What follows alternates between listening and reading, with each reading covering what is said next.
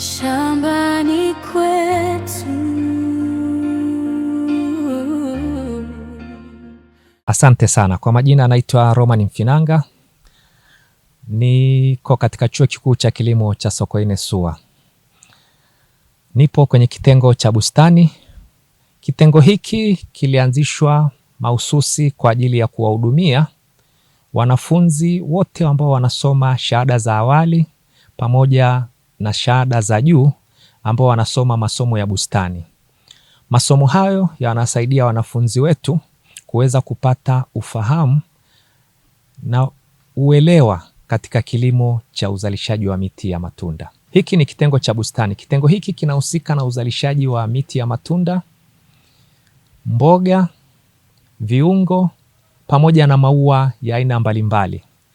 Mimea yote inayozalishwa katika kitengo hiki ni ile ambayo inafanya vizuri katika maeneo mbalimbali ya nchi yetu. Kanda zote za nchi yetu, mazao yote ambayo yanapatikana hapa yanaweza akastawi kwenye maeneo hayo. Kwa sababu chuo kikuu ni taasisi ya mafunzo na hiki ni chuo cha kilimo kama kinavyofahamika kwa watu wengi.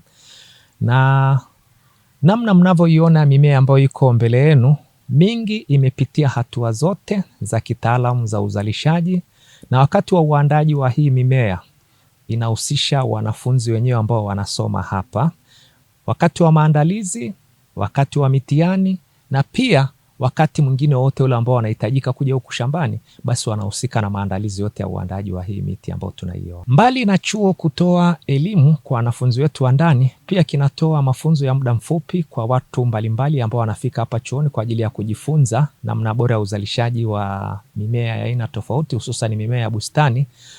Kwa hiyo chuo chetu kinapopokea wananchi, basi kinawahudumia kwa maana ya kutembelea pia mashamba yao, kuhakikisha kwamba wanapata huduma inayostahili ya uzalishaji wa mazao ya bustani. Chuo chetu kina wataalamu ambao wamebobea kwenye fani zote zinazofahamika katika uzalishaji wa mazao ya bustani.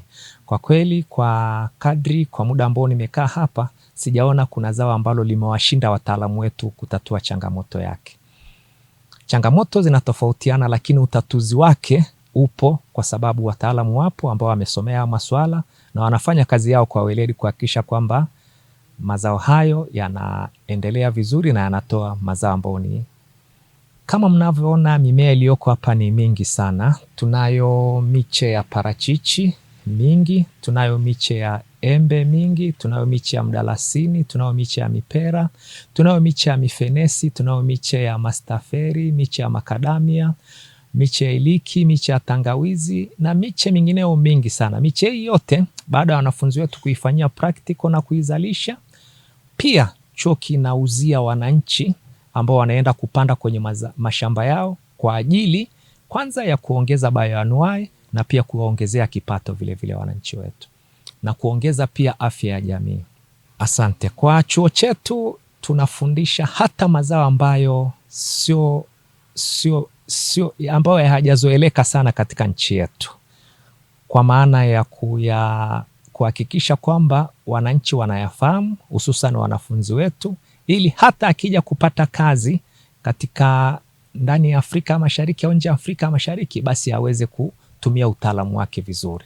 Lakini asilimia kubwa ya mazao ambayo tunazalisha ni yale ambayo yanafanya vizuri katika maeneo mengi ya nchi yetu. Miparachichi ambayo mnaiona nyuma yangu au ambayo imenizunguka hapa, tuko kwenye maandalizi ya kupata miche bora ya miparachichi. Kama tunavyofahamu, miparachichi inastawi kwenye hali ya hewa ya baridi, sio maeneo ya joto. Kwa wananchi ambao wanaishi mikoa ya nyanda za juu kusini, maeneo ya Njombe, Iringa, mikoa kama ya Arusha, Kilimanjaro, Lushoto, hii miche ambayo tunaiandaa hapa inastahili na itafanya vizuri sana kwenye maeneo hayo. Tumetumia mchanganyiko bora kabisa wa udongo, tumetumia mbolea za asili kwa maana ya samadi kwa ajili ya kupandia hii miche, tumetumia mbegu za asili kwa ajili ya kuandaa hii miche shina. Bahati nzuri kitengo chetu hiki kinalo shamba mama ambalo tunapata vikonyo. Vikonyo vile ndio ambavyo tunakuja kuvibebesha hapa kwa ajili ya kuzalishia hii miche. Kwa hiyo mkulima akichukua hii miche, akienda kuipanda kwenye shamba lake, matokeo yanakuwa ni zaidi ya 99% ya ufanisi. Na aina kubwa sana ya parachichi ambayo tunaizalisha katika chuo chetu ni aina ya Hasi.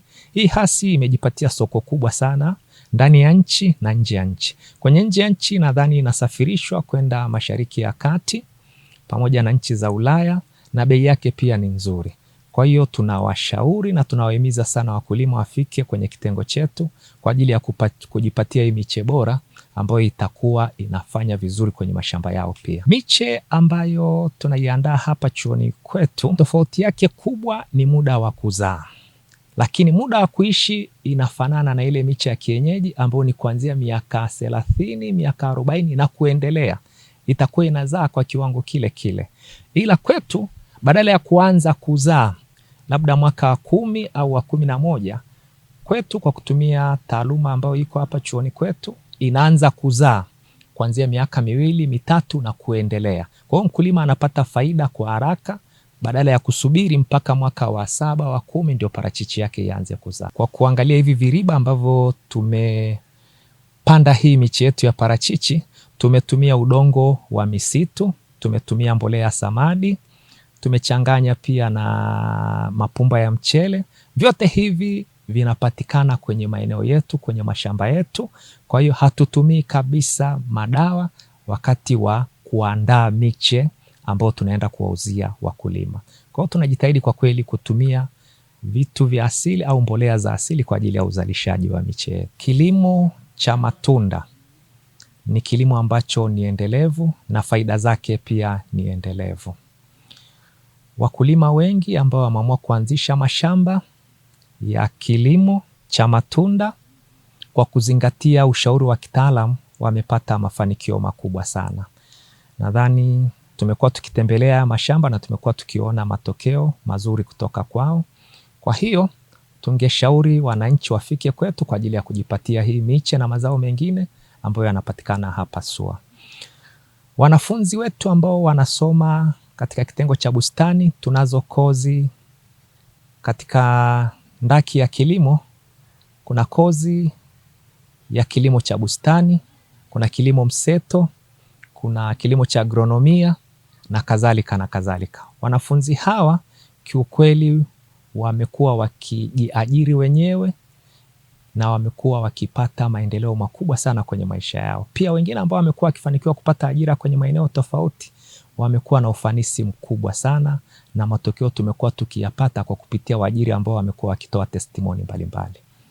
Kilimo siku hizi kimekuwa ni kilimo cha kidigitali, kilimo cha kisasa. Teknolojia imeimarika sana. Sasa hivi unaweza ukawa na shamba lako liko Njombe, kwa kutumia tu mifumo ya umwagiliaji unaweza ukatumia simu yako ukamwagilia shamba lako likafanya vizuri. Kwa hiyo ni kilimo ambacho kinawashawishi vijana kufanya hiyo shughuli bila kuchoka. Pia teknolojia zimerahisika. Kuna vifaa vingi sana ambavyo vinasaidia kilimo kifanyike bila kutumia nguvu kubwa. Na hivi vifaa vingine vinazalishwa na taasisi mbalimbali hapa nchini kwetu na vingine vinatoka pia nje ya nchi. Kwa hiyo ningewaomba wazazi wawahimize watoto wao wajikite zaidi kusoma kwa bidii. Kama mama kuchagua fani ya kilimo, basi fani hii ajitahidi kwanza afahamu mambo yote ya msingi, apate ule utaalamu wa awali ambao utamwezesha yeye anapoingia kwenye hiyo kilimo basi aweze kweli kukifanya kwa ufanisi na sio kwa kubahatisha. Shambani kwetu